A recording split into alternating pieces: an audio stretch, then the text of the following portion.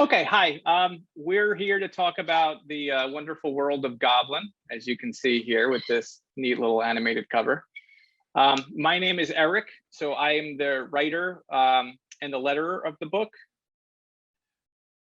And I'm joined, as always, by the wonderful. I'm Will, artist and colorist. Talented. Yeah, I've been writing comics for about 12 years.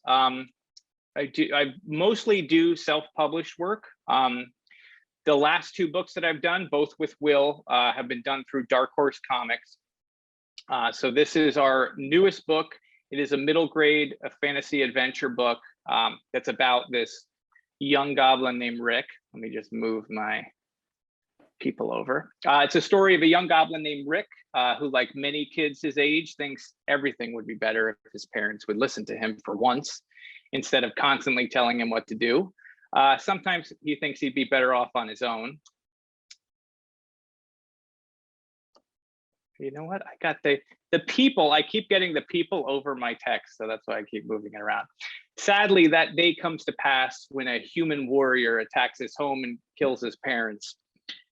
Rick follows a path of anger and seeks out an ancient goddess to grant him a weapon that can defeat the man. What follows is an epic adventure of magic and mystery where Rick faces many trials, befriends a lonesome wolf pup, and comes to terms with his grief by finding strength through mercy and kindness. We have to sort of throw up our quotes every once in a while. So if my stuttering mess through that didn't do it for you, hopefully Jeff Lemire will.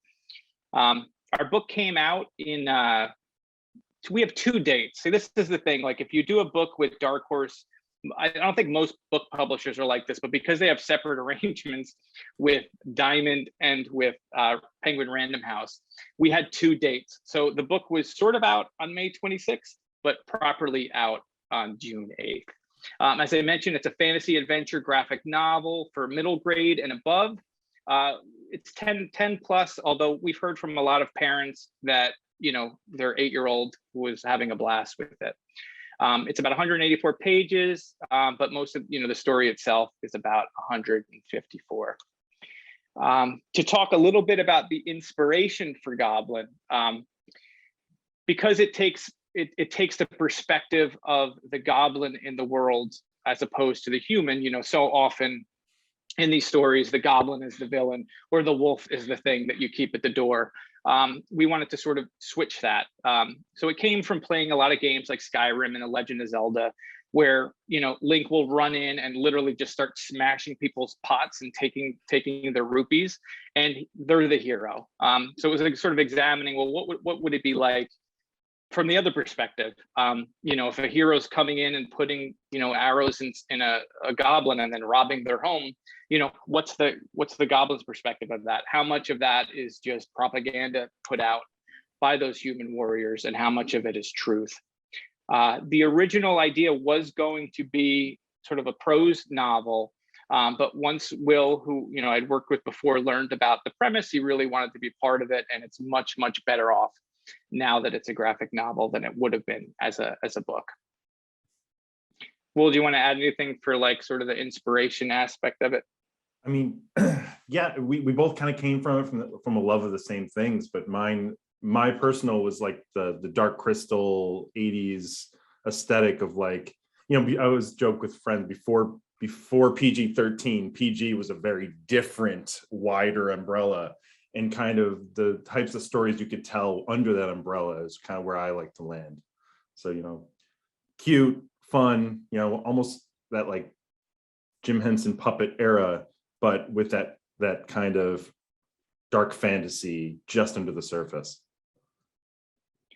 One thing I thought maybe this would be valuable, because most of the people here, I think, are comic creators. I think that's fair, or within at least the kidlit community. So I thought it may be helpful to look at sort of how this came about, as far as like even right down to the pitch. So once Will and I decided that we were going to put this together, I put together a multi-page synopsis with the script of the first chapter, and Will drew it wonderfully, and he colored the first 12 pages. I had hired an editor, and when we had like the pitch ready. It just wasn't sitting right. It just didn't feel right. It was a mature book. It wasn't a middle grade book at all. The dialogue was sort of clunky. The storytelling just didn't do much for the characters, and I started to hate it, which is not a great feeling. Like when you're starting a project, because there's so much that you put into this, and if you don't have that love part, because you're not going to get the giant bag of cash. So if that's not lining up, you know something's wrong. So we ended up scrapping a lot of it, and I wrote a new script, and Will redid it without killing me. And what came out of it was, it went from sort of a mature graphic novel to one for middle grade. I mean, even if you look at the pitch cover, like the initial cover, Revenge Fantasy, like is this subtitle, and there's like a picture of a goblin with arrows in its back, but the story wasn't about that. I mean, if you look at the final pitch cover, it's about Rick, right? It's about this little fella and what he's going through. So this here, these first 3 pages came from that initial pitch. Now, this is not how the book started. It actually started on page 3. And if you see, like, it's balancing 2 timelines. And it was just sort of confusing. Like the muted color tone is sort of the present, and it was sort of juxtaposed with Rick hunting with his father. And this was sort of what we initially had before we threw it out.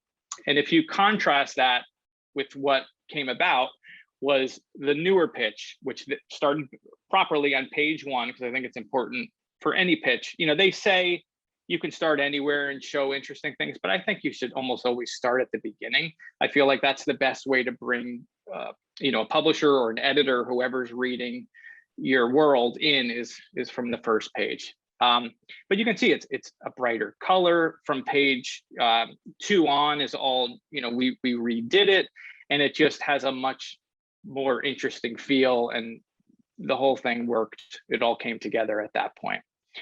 Once we did start pitching, I mentioned Will and I had worked with Dark Horse before.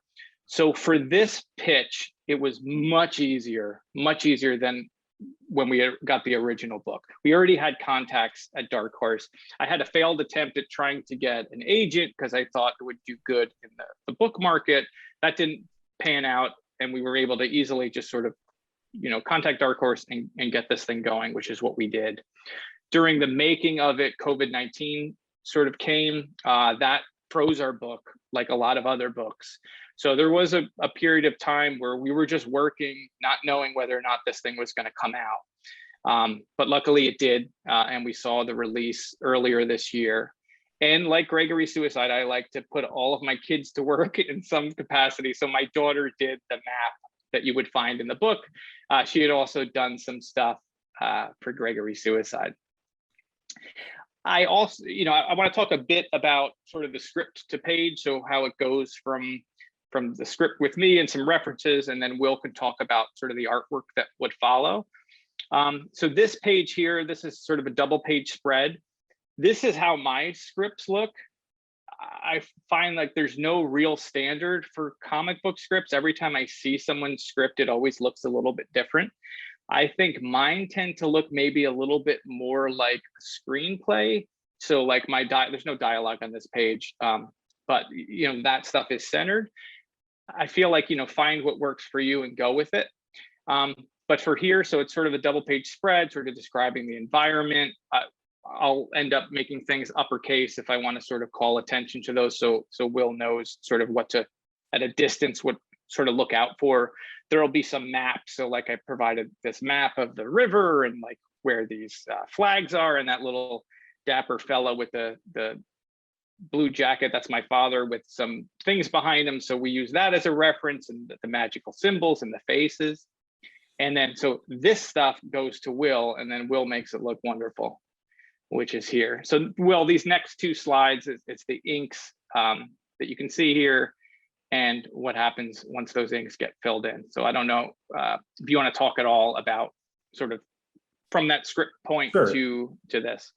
So like in that previous panel, it's actually layouts, and it's just like, all right, I'm going to put in the broadest of strokes where I think things should land, and that is what I'll send to Eric, just to kind of like, we touch base on the layouts to say like, okay, how close am I to what you're imagining? Am I stepping on the toes specifically of anything? And if the feeling is right, then we'll push into the final image itself. And that's kind of where, once it's set in line, we can just kind of bring it to life as best we can.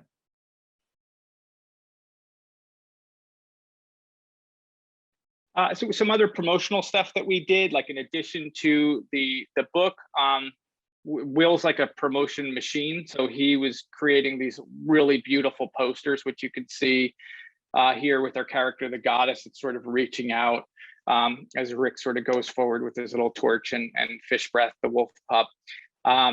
We created, I mentioned, I guess in the previous talk, but we had created an RPG, so a role-playing game that could be used with Dungeons and Dragons 5e that's free. So if anyone's listening to this and you do any of that gaming, you can download it right now from realmofgoblin.com.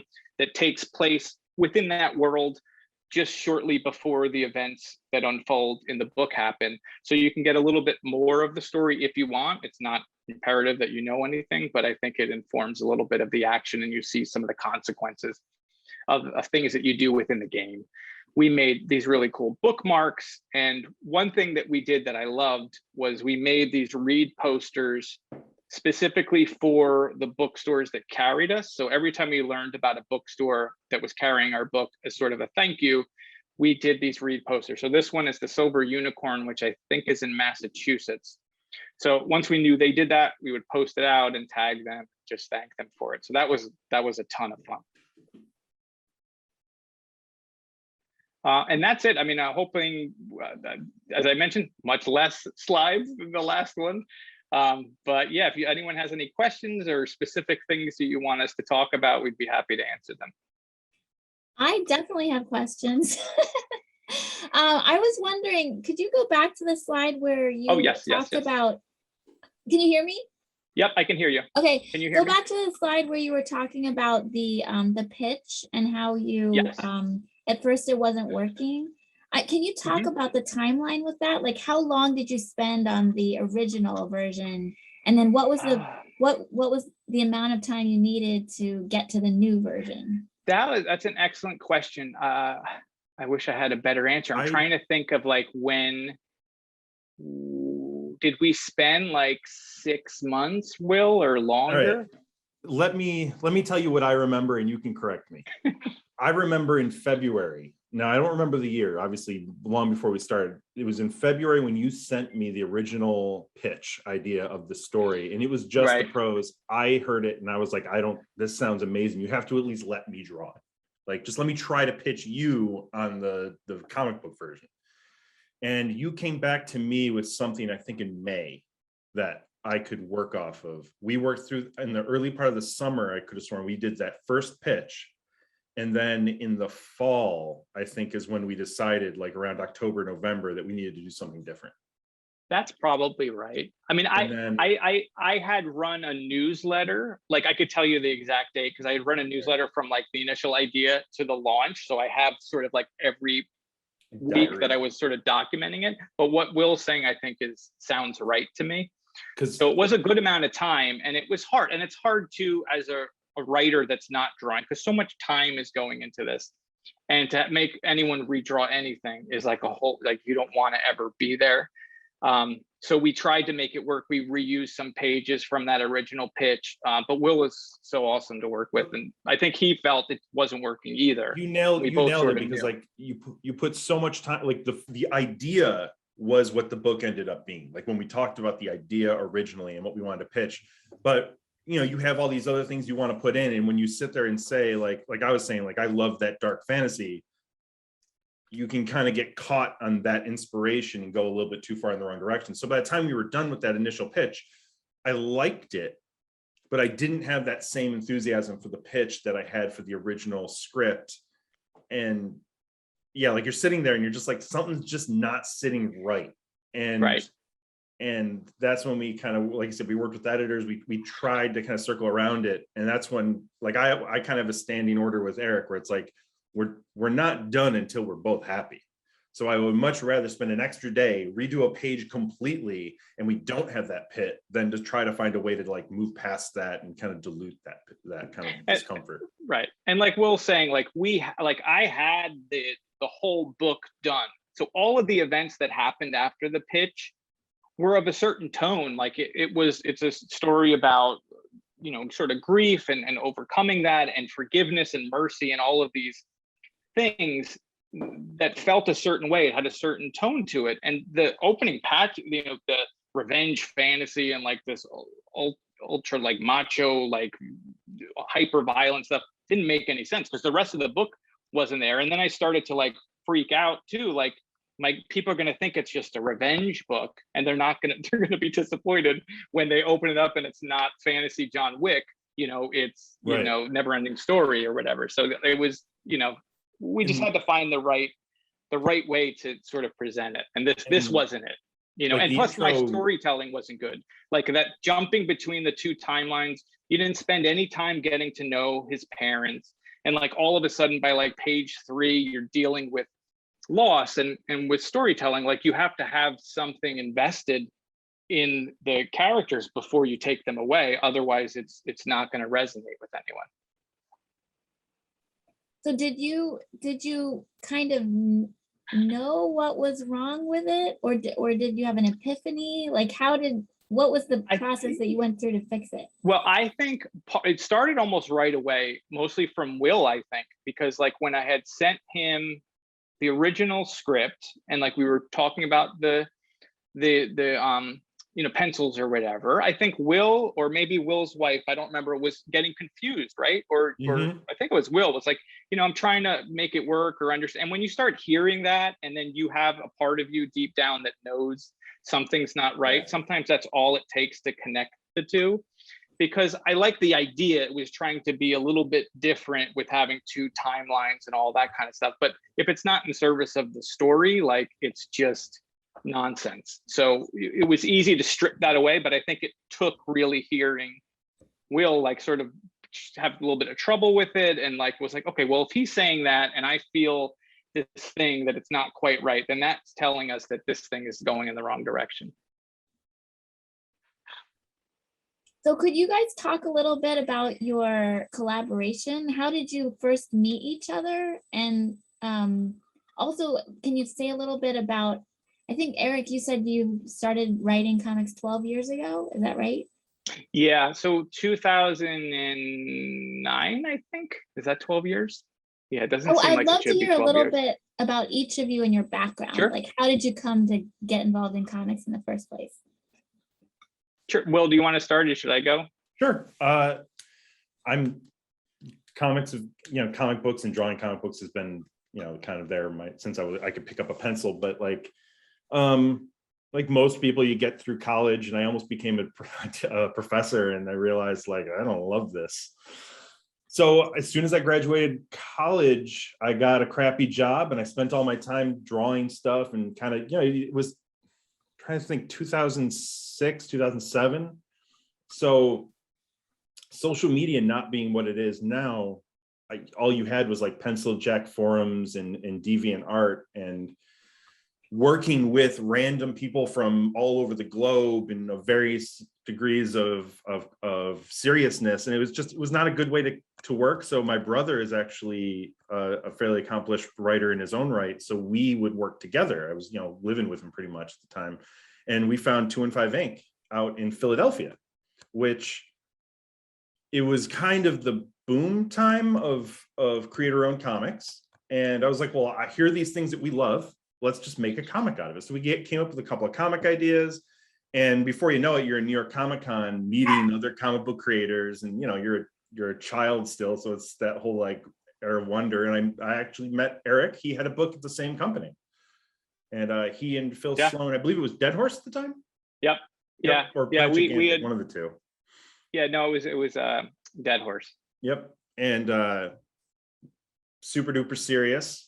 It was nice to meet some people who seem to love comics as much. And we hung out at New York Comic Con table for a few hours, nothing serious. But a few years later, maybe Eric contacted me to do a backup for one of his comics that I love. And so I was just happy to work with new people, because that's kind of the best part of creator-owned comics, right? Is you kind of have a little bit more creator-owned destiny. And I loved working on his books. That Eric's writing felt like all of the stories and all the kind of content I loved as a kid. So as an artist, finding a partner or even a potential partner that you have so many similar touchstones in terms of like what you want, but also your kind of artistic integrity, for lack of a better word, we kind of clicked real easy. So it was like, all right, well, the way I work with, I've been jaded enough by working with some weird people that like, if I can argue with somebody, and whenever the fight, it's kind of like a good marriage where like, you're not against each other, you're against the problem. Eric and I are always against the problem, whatever it is. And early in our creative stuff, he Eric calls me out when I'm being a bad storyteller, and someone willing to do that makes you want to create for them, because they obviously want your best work. And so at that point, when he fairly shortly thereafter contacted me with doing Gregory's Suicide, which originally was just a one and done type thing, I was all in. It sounded like a great project. We worked together. I gave him the same concept of like, you tell me how many pages, I'll give you those pages. And then it would be like, all right, well, just 9 pages, just 12 pages, 24 pages. I apologize. It went from 9 pages to a graphic novel. But it was the same thing. Like, I always joke, like, I'm the first reader, right? I'm the first person who sees the prose. And I read the prose where like, I wanted to draw those last 8 pages, so okay, let's do it. And then it's kind of like anything else. It's just like, well, what do we do with this now? Yeah, I think within life, if you can find a partner that you can work with and you enjoy working with, you're going to just want to make art with them forever. I mean, I've worked with a few different artists, and I tend to work with them over and over and over, because once you can establish that relationship and rapport with someone, and it gets better the more work you do, because you move past all of the nerves and the not quite knowing how to read the person, till you get to a point where we can communicate with a nod or an eye movement almost at this point. Like, he knows what my sensibilities are, I know what his are, and so it just works really well. I know when he's just being polite. So it's like, I know that I'm really excited about this, but you're not excited about this, so let's figure this out. It's fun. It's been great. Yeah, I mean, we did that backup story, and then we did a couple of short, I think, webcomic stuff that we just put out for free. And then, the Dark Horse thing happened with Gregory's Suicide, so that was great.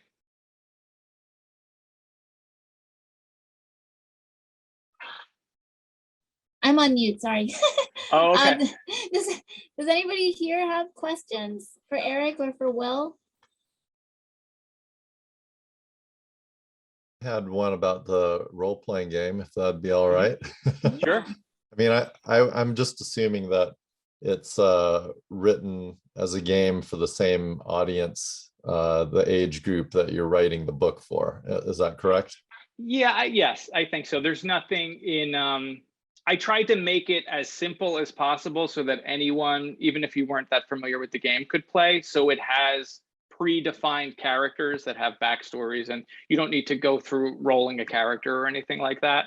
And I don't think there's anything in it that's sort of, mature as far as the content goes.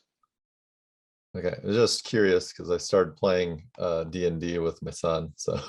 Oh, nice. Yeah, I think it would work. I mean, how old's your son? He's 11.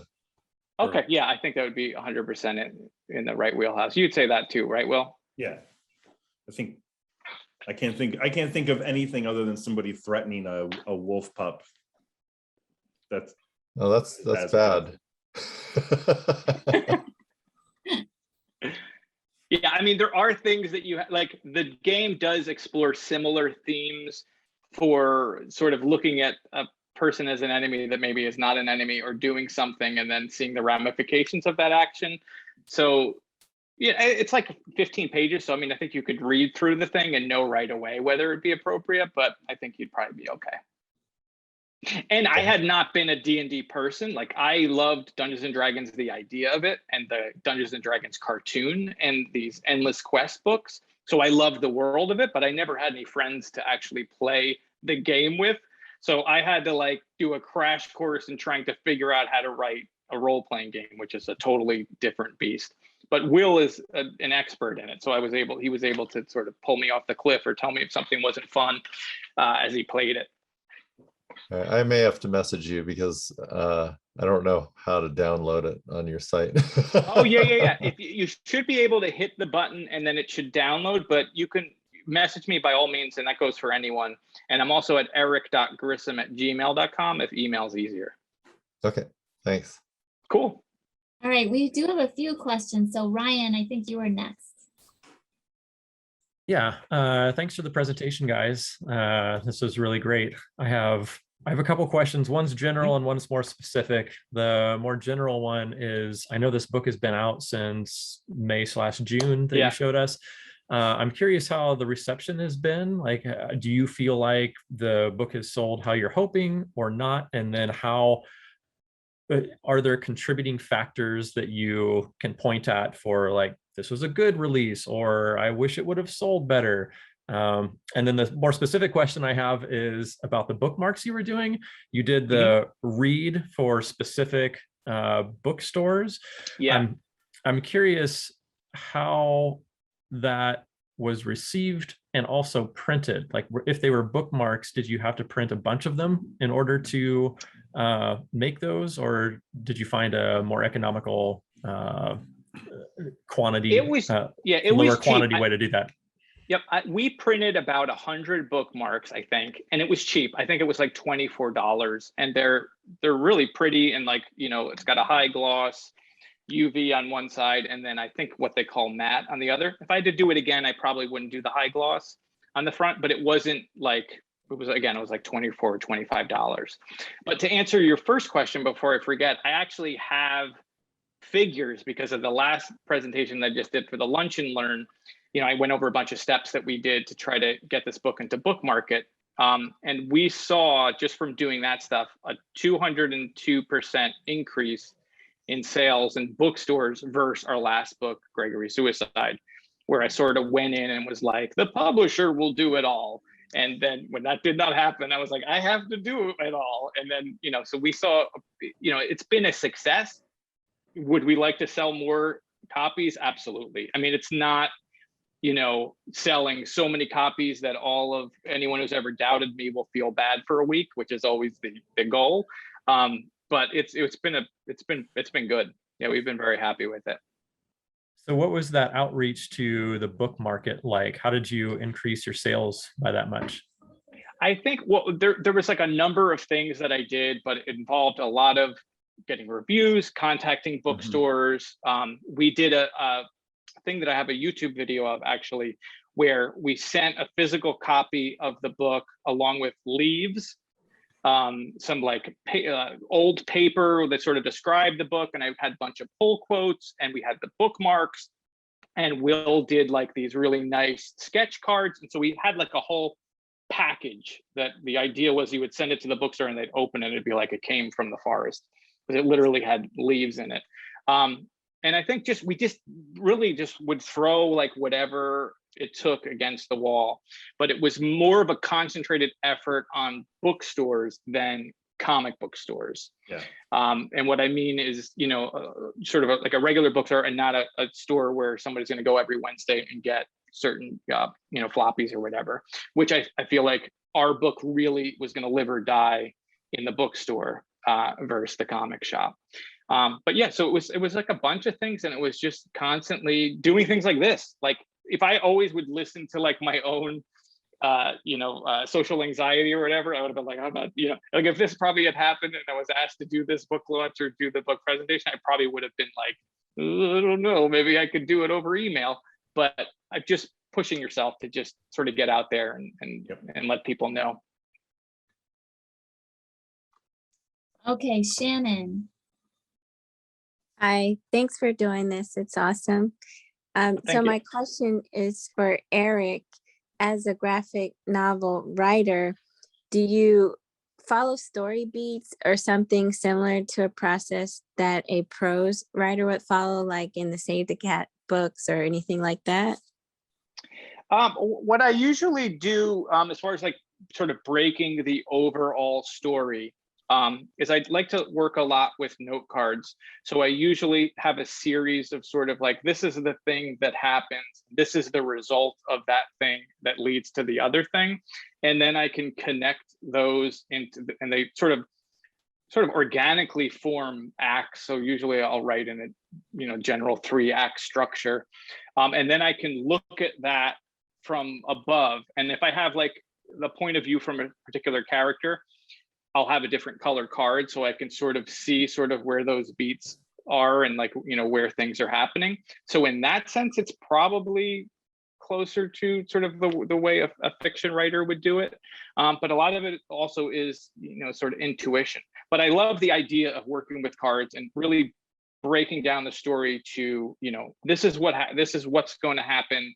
And this is what we learn from that result, so that the action never falls into like an exposition hole, or it never becomes sort of just things happening just to happen. There's always a reason it happens. It's always, built off of a motivation that character has, or a need that character has. And then this thing is now revealed, this new thing, which then sort of carries the process along like dominoes. I hope that answered your question. Yeah, it did. Thank you. I like the idea Sure, of using the note cards. Yeah, I really like that. I'm kind of a visual person too, and I feel like it's sort of a way to see time, because you can see the whole book at a glance, almost like you're stepping outside of the universe of the book. And you can start to see, like, especially if you're managing multiple viewpoints, well, this is going on too long, or this character is too long, or this is very heavy for the first act, or this should be happening sooner. And it's a way to sort of do it without getting mired in the details of even an outline can sometimes become sort of overwhelming. Awesome. Thanks. Thank you. All right, Mary and Rich, you had a question about lettering. Yes, and thank you so much. Both of these have been just super, really exciting, really great. Thank you. Yes, I was curious as to, so you're the writer, so how did you become the letterer? What's your background in that? Did you have a background in lettering, or how did that work? Well, yes and no. So the original way I became a letterer was money, because I didn't have enough money to pay a letterer. But I am a web developer by day. So I use Photoshop and I use Illustrator all the time. So I was already comfortable with those tools. And while it originated from a financial thing, I would never not want to letter my own books, because for me, like, even the final draft that I give Will is still a draft. Because once I get the art, he's going to see things in the story, or maybe change something in a layout, or I'll see, oh, well, I don't need to say this anymore because the art's saying it. So then I can sort of rewrite. So that last lettering step is really my final pass to really change things or move things around, or maybe something wasn't clear, I need to add a caption or another bit of dialogue to it, and I will. When you're working with another person, and not to say you shouldn't, because having a great letterer is going to go a long way, but asking for changes is not always great, especially if you're not paying for those changes. They're going to be like, come on, or this is, and I always would feel guilty, like, oh, but I want to redo it, and now I have to feel bad that I'm asking this person to redo it. So it sort of started as from money, but then I do love it. And that kind of comes from where we were, like we were talking about before, with like our collaborative process is enough that we can get to the end and be looking and being like, this isn't right, let's do it one more time. And that the final product, we want to be that collaboration. So yeah, having a person that you have to then be like, hey, I'm really uncomfortable with the direction this one tale is going in this thought bubble. Can we change it? I would feel terrible. And then you start compromising based on that. And this way, right. Eric has that final say on what the words are out of each character's mouth, up to that absolute last second. And it's great too, because like once because Will's also the colorist. Like, I don't know if I made that clear. Like, he's not only doing the pencils, he's doing the inks, and he's doing the full coloring, which is beautiful in the Goblin book. But when I'm doing the lettering, I can use colors sampled from the art and make sure that the boxes look right without having to worry about, telling someone else to do that, and there's nothing quite like seeing it and making that sort of, because it's part of the storytelling, it's part of the pacing, because a lot of that stuff and where you direct the reader's eye is going to affect things like pacing and where you want to pay off to be. Because while I'm a print book person, a lot of people are doing it digitally, so that's something else to think about when you're doing the lettering. Thank you so much. thanks. What a Oh, thank you. beautiful collaboration. That is just, that's art. That's just beautiful. Thank you so much. Bonnie, are you here? Oh yeah, you had a question. Oh, you're I muted. had to unmute. There wasn't anything big. I just wasn't sure if you were saying that you did do some readings in any of these stores, or was it just stocking your work there, or having events, or Yep, we didn't do. Will, I think, is set to do some signings and stuff, in-person signings in a Barnes and Noble. But for me, I've only went there, signed a book, and then they put it out on display and they take a photo of it or whatever. So I haven't done like a physical. I mean, I've done signings in past books before, but not for Goblin. What about author visits to schools? I've done that before with COVID. Made everything sort of kind of threw it off a bit. I had done that before. I did that with Planet Gigantic. Like I did an author visit, but we didn't do anything like that with schools. It's interesting you bring up schools, because we actually got an email from like a 4th grade teacher that wants to do like a Common Core, I guess, what were those called? Like a lesson plan or something based on the book. So I've never done anything like that. I mean, I think they're going to do it. But yeah, we're always interested in getting in schools or in more libraries and things like that. The hard part when we first started this, like we said, we were put on hold indefinitely when the pandemic hit. So we just kept working. And then as we came out of the end of the project and we were still in the heart of the pandemic, so the normal process started of like, all right, let's start talking to local bookstores and things. And we were kind of messaging everybody, and we were getting a lot of responses saying like, sorry, until as far as we can see, we are not having people in.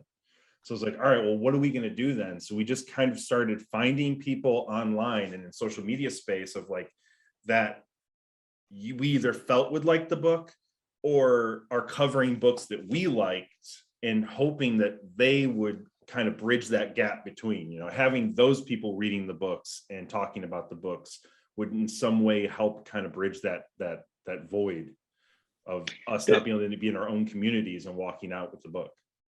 The stuff with like TikTok and Instagram is really fascinating too, especially like TikTok, where we would have people review the book and then you would see like big increases. And I don't know if it's just changing, and then this is how people are now getting exposed to new authors. It's not necessarily like the old days where you would go to a bookstore to see it. You're either following them on social media or you're following a book talker or whatever they're called, and then seeing the review, or and that's how people are now finding out about all this new stuff. So it's sort of moved from the retail outlet to this other world. Will, can I ask you a little bit about your, so we know Eric is a web developer by day and a writer in addition to that, and the thing with art is it's just so incredibly labor intensive. So I was wondering, what do you do in sum total to support yourself? Are you a full-time artist, or? I am a full-time artist and full-time husband. So I budget my year based on Eric first and then my other collaborators second. So like right now I'm working on a book for Keith Foster called Kadoja, that once I'm done with that, I'll then move back on to a project with Eric. So I try to I balance my freelance and my other projects kind of around this one. That's and plenty of commissions. Did you say Eric first? It sounds like the worst tagline for a campaign that nobody wants. So what is your next project together? Can you talk about it? Well, I mean, Not really. I mean, we are working on something, but I guess we haven't announced it yet, but you might be able to figure it out, I guess. Soon, I hope soon. We have a meeting this week, so I'm hoping I'll be able to officially say what we're working on. But yeah, we just always are working on something. Like Will said, he's doing other books and stuff like that, but I just really like working with him. So I mean, whether it's another Goblin book or something else, we'll definitely be doing something else together. Any other questions? I have a question. Yes. Eric, I was wondering, like you said, originally it was a prose novel. And I was wondering, as a writer only myself, I was wondering, like, what do you think makes something better as prose versus a graphic novel? Or do you think it could have just been good in either format? I'll tell you this, like writing like a middle grade prose book has been this thing that I've wanted to do forever. And I'm scared of doing it for whatever reason. Like I've written a lot of short stories. I've written screenplays. I've never written a full book. So it's always been this thing that I keep kicking down the road. I'm like, oh, and then this will be the project that I do it, because I'm so comfortable doing comics or writing. You know, it's sort of like second nature. It's not that it's easy, but it's just a more comfortable medium for me to work. So every once in a while, a project will come up and I'm like, this is it. And then all of a sudden it becomes something else. So it will happen. I'll eventually do it. And I think doing the thing that's hard for you is sometimes the thing that you have to do. So I know that that's a thing that's going to come in some form. But yeah, I don't know. I can't speak too much about writing a novel or fiction in that way, just because I haven't done it. But one day, I think. Did that answer your question, I hope? All right, cool. Thank you. Any other questions?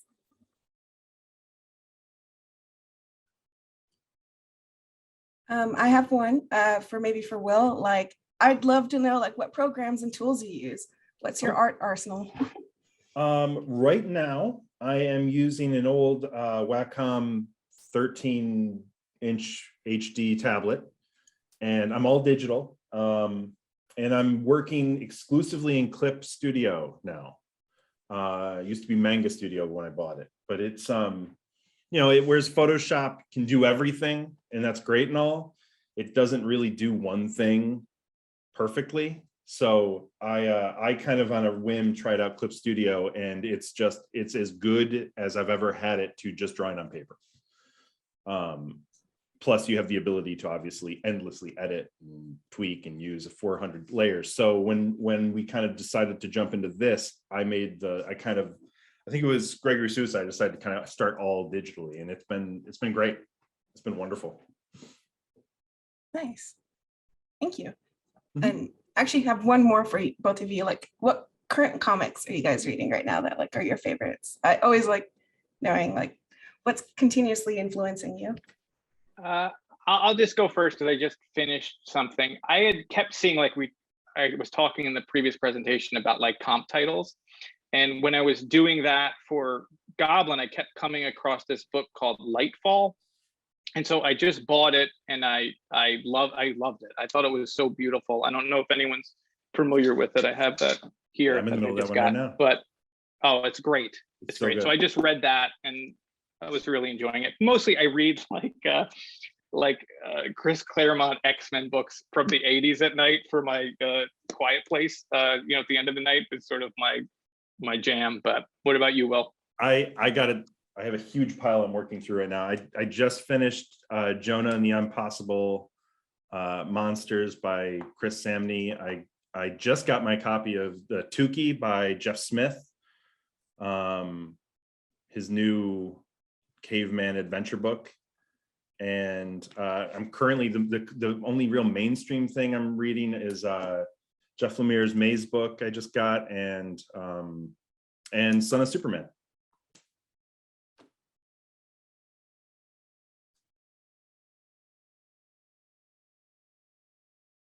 Oops, I was on mute again. Any other questions? I have a question. Bonnie. Oh, and how about Bonnie and then Patrick? Sorry, Patrick. Well, I know as I'm doing both the writing and the art, and I tend to like start out with all the images that I have in my mind first, and then go back to writing, that down when I see some of it in sequence, and then going back and filling in gaps, and then changing, the writing once I put it into bubbles and dialogue and all that. I just wondered how much, since you did most of the writing first, how much change to your writing, Eric, happens during the process of collaborating with someone else who's doing the art. Yeah, I mean, I think there's, for the most part, it stays pretty close. There aren't any really major changes that evolve, but in dialogue and things like that, absolutely. Like once I'll get back the pages from Will and I'll see sort of the way the layout works or way the flow works, I'll absolutely change stuff, or I'll see new ideas that will occur to me based on that. And then all of a sudden that can become either inform something down the road, or maybe I can make it work and sort of fit in. But even within the script phase, I tend to think a lot in images too. So there'll be stuff that Will won't even see, that I'll sort of draw down to try to get an idea of what I think sort of it'll look like. And then I'm a terrible rewriter. So like, I'll just keep rewriting and rewrite and rewrite and rewrite. And a lot of people, when they do scripts, like at the top of the page, it'll say like page 18, 5 panels. And then I'll rewrite the thing so much that it says 5 panels, but I've now made it like 7 panels. And then I don't update that because I forget, because I'll be a little ADHD on that whole thing. But yeah, it's always a mix of changes, and absolutely dialogue and captions and everything else will change once Will's art comes back. Yeah, mostly flow, I would say, is the big thing. We're like, I'll sit down with the script and I'll say kind of the same thing to him, because like we have obviously beats we have to hit, and you're like, I need more space for this moment. I think it deserves a little bit more. Can we do that? Yep. And usually the worst it really is like, hey, is it all right if we take this piece of dialogue and just move it into this next panel so that this can have this much space or not? And then we debate about it and decide what we want. Yeah, and a lot of times too, you'll get like, Will's usually good with this, but sometimes it'll happen where there's just not enough space for the words. And then you have to sort of, you have to rewrite, or you have to move, or you have to break it down, or you have to figure out a more concise way to say the thing you're trying to say, because, no one wants lettering sort of wants, you want to almost not notice it, right? Because you'll notice bad lettering. But you sort of want it to really sort of blend in and not feel foreign to the art. Because that's the other thing is, sometimes if you have the wrong sort of stroke, or if you have the wrong placement or something, it'll take you out of the experience of the story, and you never want that. And I'm sorry, but did you create a font, like your own font, in order to do this?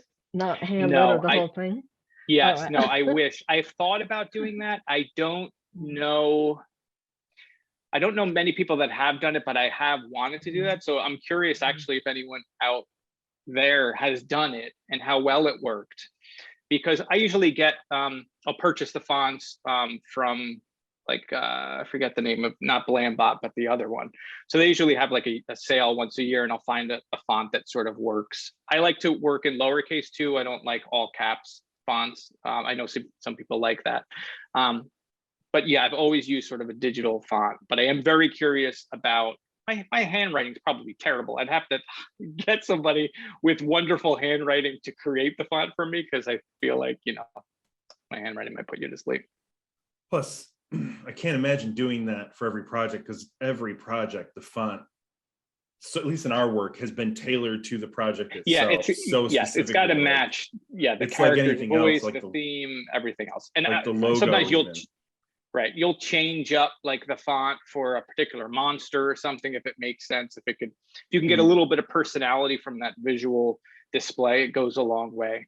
And there's also like, there's the mother font, like the one font that's used for all the general dialogue, it seems. And like I remember when you sent me that one, it's like having that element is like suddenly having the lighting correctly. Oh, okay, there's our book. Whereas before it's just like, oh yeah, that's just comic book lettering, Okay, Patrick, and then Ryan. Oh, this was such a great doubleheader. Thanks, you guys. I want to buy the book. And so my question is kind of considering how closely you pay attention to like sales, where would be the best place to buy it so as to benefit you? This is what I tell everyone is wherever you want to buy it. Like I am happy to get a sale anywhere.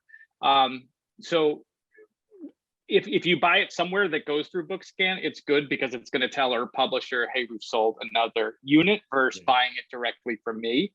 But really, whatever you're comfortable with. You know, if you have a local bookstore, I think that would probably be my number one. Hey, go there. If they don't stock it, they can get it from Penguin Random House. They're the distributor for Dark Horse, so it can be ordered anywhere. I guess that would be my answer. So go to your local bookstore, preferably an independent one, if doable. Can do. Thanks. And I will say this: if you're like, I like this book, and I like my $15 more, go to the library and ask them to order it, and that would be great too. You know, the more libraries we get in, the better. Awesome. Okay, Ryan. Robert beat me to the punch. In the chat, I mentioned calligrapher.com right after Robert, but that's a great website to make your own fonts in a very quick and easy way. And maybe Robert can nod in agreement. It sounds like. Hey, go team. Hey, go team. Yeah. Go team. Yeah. Go team. I feel silly. Yes, it is Comic Craft. I didn't even realize there was a chat. So I just hit the button. So I apologize if anyone had asked us a question that I missed in the chat. I was trying to pay attention to it, so I think I got the questions in the chat. But So I have a question, a real quick, just about the calligraphy.com. So does that mean you've used it and it works pretty well? I was working on a book and I was lettering a book for one of my writer buddies, J.S. Earls. He designed his custom hand lettering font. He sent it to Calligrapher, put it in the panels, and got it back, and we've been lettering with it. So it's been awesome. good. Oh, thank you so much. I will check that out. I will definitely check that Yeah, out. I think it was $10, maybe 20. That's not bad. Really cheap, you know. Yeah, very cool. I would add, I think they even have a free option, at least when I did it, but it's limited to a specific number of characters. So you can't get like all the punctuation in there if you get it for free. The other thing I was going to mention is that it does a pretty darn good job, meaning like sometimes the space between the letters isn't exactly what you want it, but on those rare occasions you can move it around in Illustrator or whatever you're working in. Oh, that's very cool. I'll look into that. Thank you. Would there be any kind of licensing issues with something like that, a self-made font for like a big publisher or whatever, since they usually like to buy the font so that their bases are covered? I know that some of my clients who are working with big publishers used Calligrapher to make the font for the projects, and there wasn't an issue. And in fact, that's something you can work into your deal with the publishers, having them pay for the font that you use. I mean, even your own handwriting font. Cool. Thank you. All right. Well, I have to wrap it up, but this was like 2 hours of awesomeness. It was so great. Thank you. Thanks, Will. Thanks, Eric. I think everybody Thank you so much. got so much out of this. Thanks, everyone. I'm so excited about it. Thank you. I appreciate it. Thank you guys so much. Awesome. Thank you. Have a great All day, right. everyone.